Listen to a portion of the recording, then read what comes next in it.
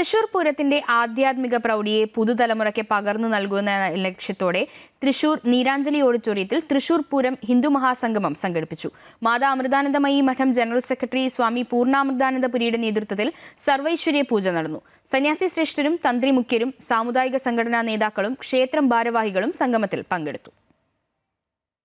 തൃശൂർ പൂരത്തിന്റെ ആധ്യാത്മിക പ്രൗഢി കാത്തുസൂക്ഷിക്കുന്നതിനും വരും തലമുറയ്ക്ക് പകർന്നു നൽകുന്നതിനും വേണ്ടി പ്രയാഗ്രാജിൽ നടന്ന മഹാകുംഭമേളയിൽ വിഭാവനം ചെയ്യപ്പെട്ട തൃശൂർ പൂരം ഹിന്ദു മഹാസംഗമം 2ാം വർഷമാണ് തൃശൂരിൽ സംഘടിപ്പിക്കുന്നത്.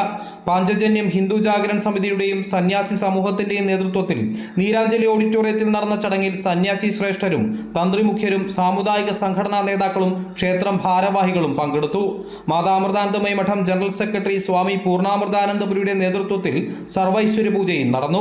ലോകത്തിലെ ഏറ്റവും വലിയ സാംസ്കാരിക ഉത്സവമാണ് തൃശൂർ പൂരമെന്നും സനാതനധർമ്മത്തിന്റെ മഹത്വം വിളംബരം ചെയ്യുന്ന ഈ ഉത്സവം പുതിയ തലമുറയിലേക്ക് എത്തിക്കാനും മനസ്സിലാക്കുവാനും ഇത്തരം ഹിന്ദു മഹാസംഗമങ്ങൾ സഹായിക്കുമെന്നും മാതാ അമൃതാനന്ദമയി മഠം ജനറൽ സെക്രട്ടറി സ്വാമി പൂർണ്ണാമൃതാനന്ദപുരി അനുഗ്രഹ ഭാഷണത്തിൽ പറഞ്ഞു.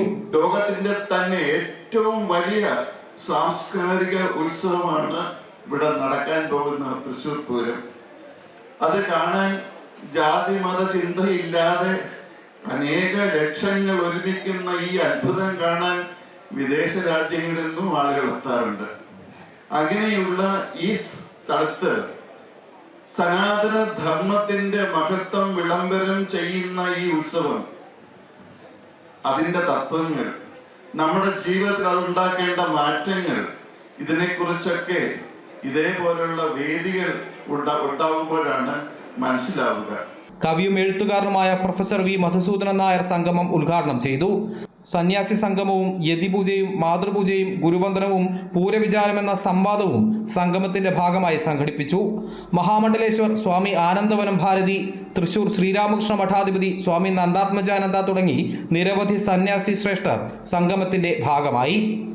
അമൃത ന്യൂസ്, തൃശൂർ.